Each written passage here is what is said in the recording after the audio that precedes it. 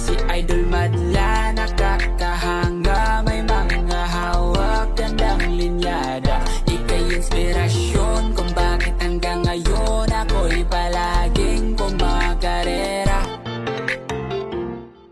Super alert tayo mga kalapatid natin bago natin pagpaparisin. Ayan, meron tayong blue check barako. Ano to? Line nito is Luis Chu.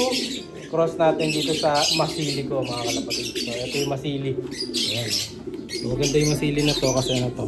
Full sip to nung nagtakloban natin na ibon. Ayan. Isolo takloban.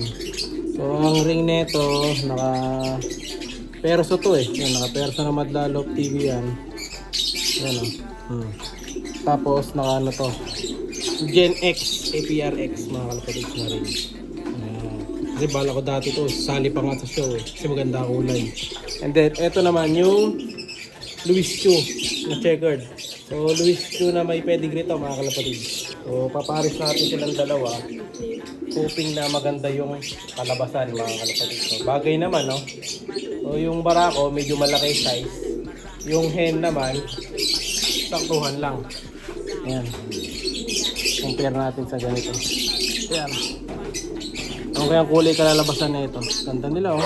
Pagtabihin natin. Tara. So ayan, naiwan na sa akin tong hen. Medyo malikot yung barako mga kalapatid. Ang ingay ng mga lovebirds natin no. Pasensya na kayo mga kalapatid. Medyo maingay sila. Kaya nga babawasan na rin natin eh. Nahirapan ako mag vlog. Ang ganda nito oh. Masili. So papares natin nga dito sa Luis Chu. So tatabi natin sila. Actually pinagtabi ko na to kahapon. Kaya nga may painuman na sila. So ngayon try nating pagsamahin na. Tingnan natin ha. So ang last na kapares nung Luis Chu na yan is yung Japan Lupet. Yung Japan Lupet panahinga ko muna. Ito kapares na ito is yung Imbrek 37. Pure Imbrek kapares nung masili dati. Pinalitan natin ngayon. Sila pinagpares natin.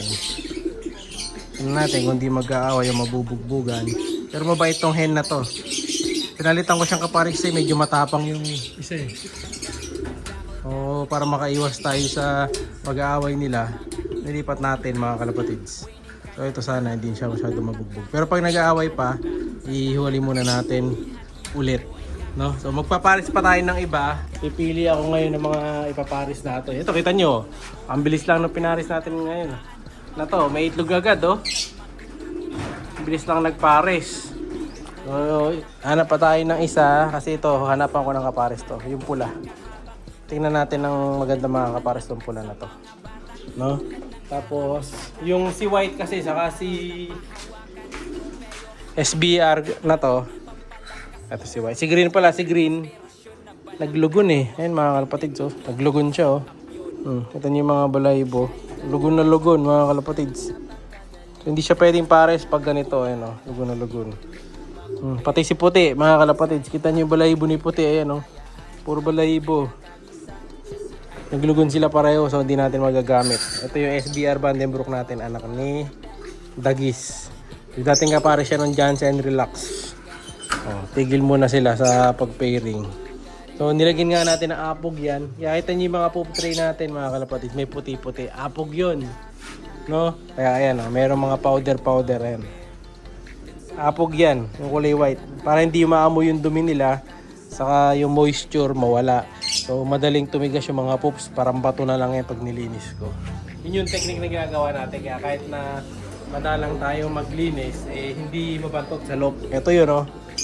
Kung gusto nyong makuha yung shop nito, lalagay ko yung link. Ayan.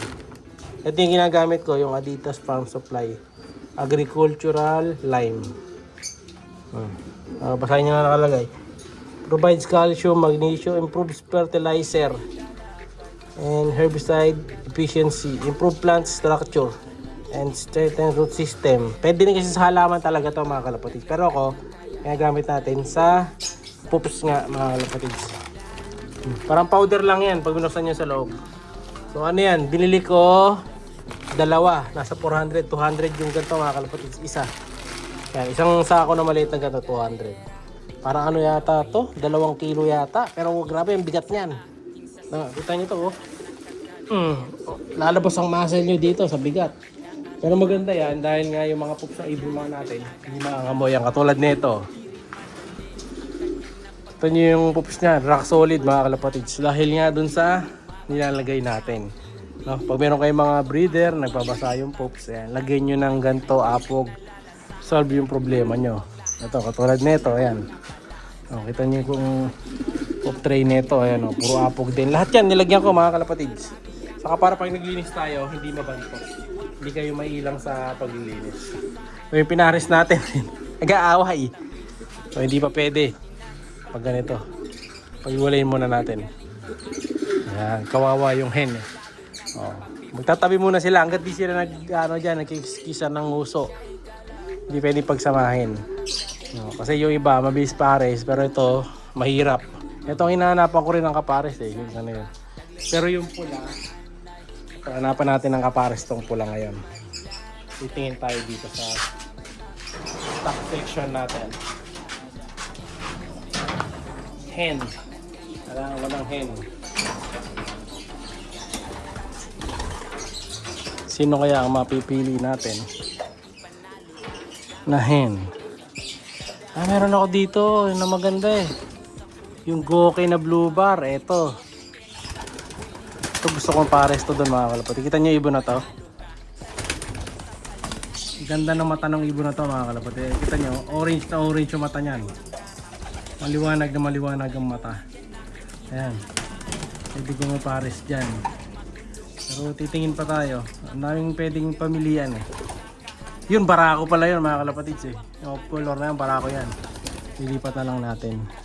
So for now, mamimili muna ako ng ipapares. Ito, anong line to? Stitch yata to eh. Speedbird to, speedbird. Hindi yan pwede dyan. Kailangan yung pang ano natin, pang long distance. Ito hindi pwede. Ito Taiwan to. Ayun, hen yun, mukha lang barako. Pili. Ito naka-break to, hindi pwede yan. Speedbird din yan. Yun yung kukunin natin guys. So iba kasi hindi natin kilala mga kalapatids. Eto, sino to? Pero base sa size nito, speedbird to mga kalapatids. Malaki. So pinakamagandang nang ipares pala sa kanya talaga. Ito, sino to? Barako to mga kalapatids. Ito talaga yung pick natin, no? Yung orange yung mata mga kalapatids. Try natin to.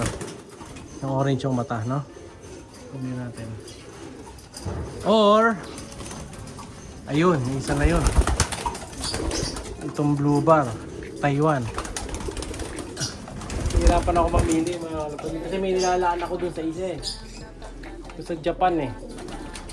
Dalawa pa yung Japan ko dun eh. So palano ko yung pare sa Japan na yun. Itong orange yung mata sana. Saka nasaan? Konti ng hen natin eh. Ito pwede naman to kasi napares ko na yata to dun eh. So, iniikot kasi natin kung kanino sila pwede mapares. Pili muna tayo. Ito kinikilala ko pa kung sino yung puti singsing na to mga kalapatids. Pero mukhang bata pa. Check ko muna. Pili natin. Hindi pwede to mga kalapatids. Bata pa. 569 yung ring eh. Huling batch ko pa to ng white ring. Hindi pwede to. Bata pa to. Yun naman. Speedbird. Yan. Dito tayo pipili. Ito. Check natin to. Check natin to. Isang malaki. Dali. Nasa lambitin. Pero parang speedbird kasi siya, malaki na yan eh. Ito yung bata kanina. Ito, tingin naman to mga kalapatids sa laking kalapate. Kita nyo, nalit yung kamao ko dito eh. Speedbird to eh. Laki nito. Laki. Malang ibon to, hindi pwede to.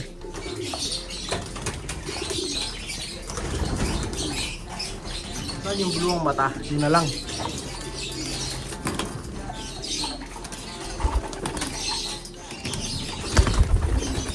Ito rin, may pinaglalaanan ako nito eh. Mapa natin yung ito. Ito yung blue mata ko natin.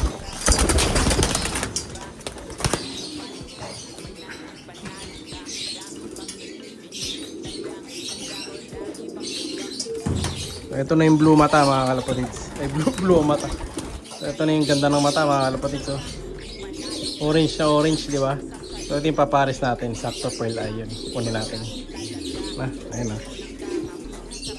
Ang lahi nito is BGQ Jansen to, alam ko eh.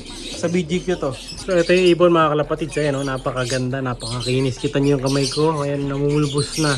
So tamang-tama lang na ito yung napili natin. Ganda na ito. Ganda ng bagwis oh. Tamang-tama to para doon sa Imbrek Mariano natin.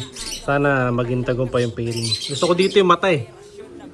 Hanapin natin yung maliwanag na side. Ito yata. Ayan yung mata niya oh. Ganda ng mata niya oh. Maliwanag ng mata. BGQ. Nag-aapo yung mata nito mga kalapatid. Sakto-saktong pamares sa pearl eye. Siya'y kalapatis